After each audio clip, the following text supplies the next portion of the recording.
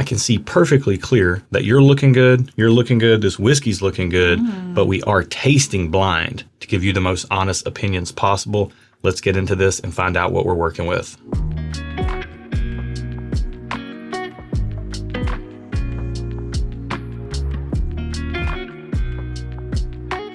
Welcome to Stuff and Whiskey. I'm Erin. I'm Josh. Thank you for joining us today. If you are new here, Erin is a social sipper and a new business owner of a content writing agency. If you're interested, it'll be linked in the video description below. I'm a UPS truck driver. Neither of us professional whiskey tasters, but we do taste things completely blind to bring you a real world perspective based on what these things taste like, weighed against the value, because we find out the price before we find out what we're drinking. We think that brings a lot of value to you. And if you think so as well, then you should definitely be subscribed to the channel.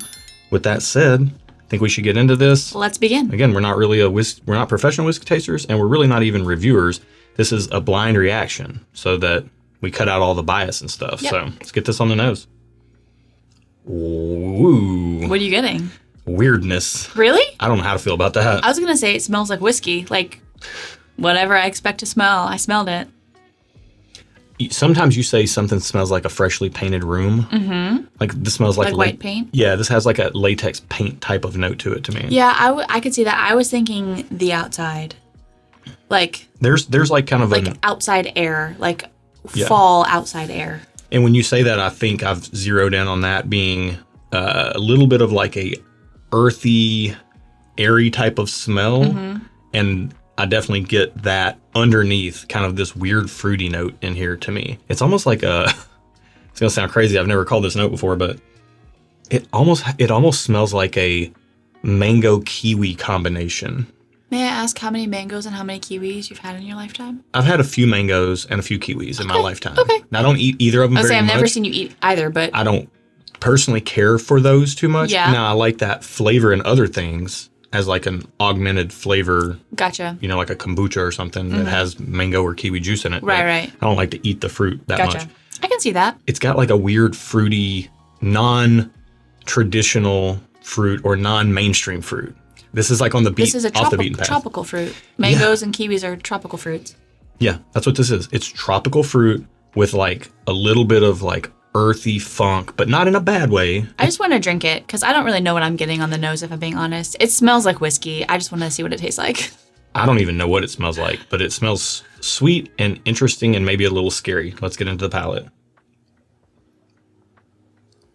This tastes like non-traditional grains, aka a craft whiskey. Yeah. Ooh, I got something. What did I get? Hold on.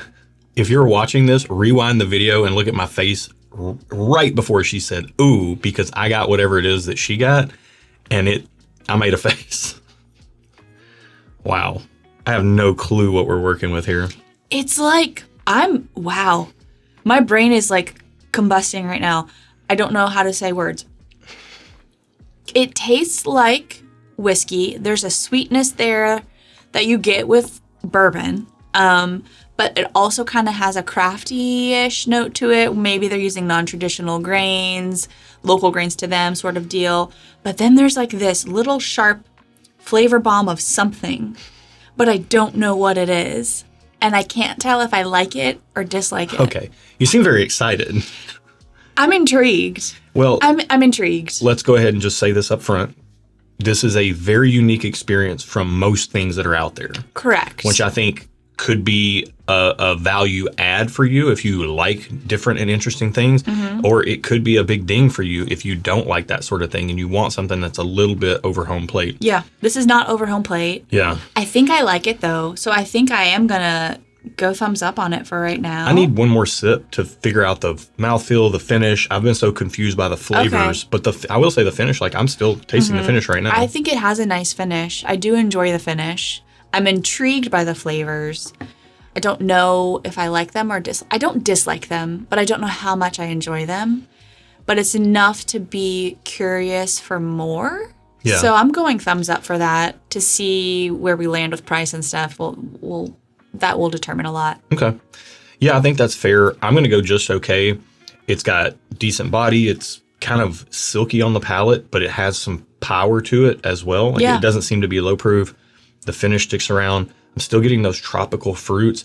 Again, to the point earlier in the video, that's just not my favorite flavor profile, especially when it comes to whiskey. I prefer darker fruits, richer flavors. Yeah. This is a little bit more of like, honestly, if I didn't know better, I would say that this was like an American single malt or maybe even like a rum finished scotch or something. Like it feels like something, the whiskey that you would take with you and drink in a rocks glass while you're sitting by the ocean. I can see that. I don't know if I would say there's like rum qualities to it, but I can see why you're saying that. I'm only saying that with the tropical fruit kind of notes. Yeah, like there are pours like Glenlivet 14 Caribbean cask or whatever that like it's the way in which you get these tropical fruit notes and like kind of this has more of like a corn graininess, so it kind of seems like it might be craft bourbon, whereas like a malt, like a scotch, would have more of a malt grain. And then you get the sweetness from the rum cask. But yeah, this is a wild pour. Yeah. Your thumbs up, I'm just okay. Yeah, and I do want to say that I think you're on with the tropical fruitiness, and I tend to like that in real life and like in general. I don't know historically if I like that in my whiskey because I don't think I get it very often. So I never do. I'm undecided on how I feel about the tropical fruit in whiskey, but for this pour, I don't hate it. Okay. We're going to find out price and see how we feel about it when we get that bomb. Okay. This is number 73 in our pool. The price is... 73. Oh, it's $50.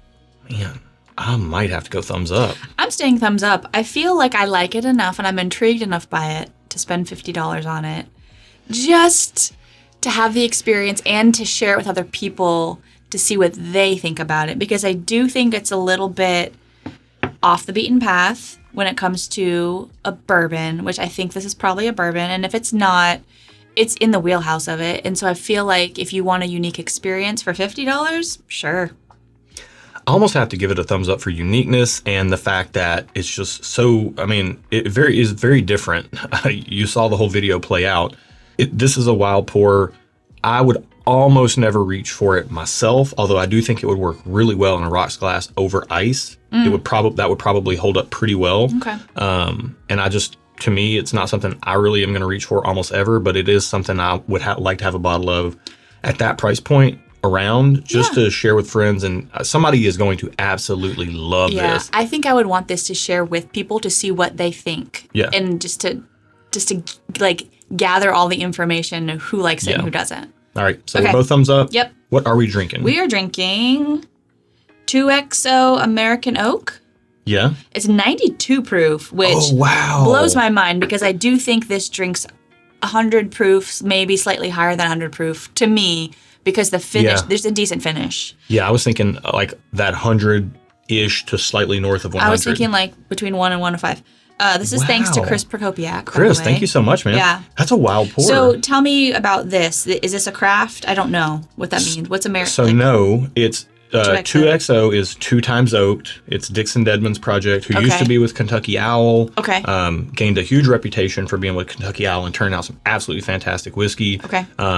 Kentucky Owl sold to whoever they sold to. Okay. I forget who they sold to. They sold to somebody. And then I think Diageo or something, Campari. And then they started raising the prices. He lost a little bit of his creative control. So he left and started his own project, 2XO. So it is craft. No, he sources Kentucky. He sources Kentucky bourbon, probably from Barton and maybe from other places as well. And he could source craft for all we know. It's not entirely disclosed where the whiskey comes from. Gotcha. So who really knows? But what this is the $50 lower proof available entry option for 2XO, the American Oak, compared to some of their higher end offerings, which are $100 a bottle. Okay. And they do these annual releases like the Innkeeper's Blend and the Tribute Blend, and there's a Sneakerhead Blend out now. And those are probably a little bit older. Okay. Whiskey in the blend, and there are higher proof points on those as well. They all hit a little north of 100. But again, that's what this tasted like. That is such a wild tropical fruit bomb and almost kind of crafty as well. It did have like a hint of craftiness. Like if it was craft, I would have said it was craft done well. Yeah. Because there's just the hint of like that off grain thing, but yeah. And that might intriguing. That might be younger whiskey in the blend, but at least some of the blend has been double oaked. Gotcha. That's what the 2XO, 2 times oaked, is for. I will say that this to me does not taste anything like the other releases that 2XO does that Okay. I've had. Like, it's not like this is a baby junior version of the Tribute It's or a the completely Phoenix. separate thing. To me, it is. I don't get nearly this much tropical fruit Okay. on that. And I don't get this much tropical fruit on almost anything. Okay. But now, having tried this, this is a bottle I've passed on the shelf quite a lot. Having tried it now, I probably will pick up a bottle, and it's the type of thing that Just I to would have. love to take to any friends that aren't super big whiskey nerds, or family members who enjoy a pour but really don't, get into the higher proof stuff. I'd love to get their take on this, Yeah. and then I would love to get the opinion of whiskey heads who aren't used to getting this many tropical flavors Yeah. in their pours. I think it's a very interesting case study. Like this bottle of whiskey will provide you some really cool data points. Yeah, for sure. And I also want to get your opinion on this. If you have had this product, get down in the comments below and let us and Yeah. other people who are reading the comments know what you think about it. If you felt like it was worth the money, that stuff is very helpful. It's actually a big resource to anybody watching this video. If you want to take the time and just comment on what you thought about this whiskey, did you get the tropical notes that we got? Let us know down there. Yeah.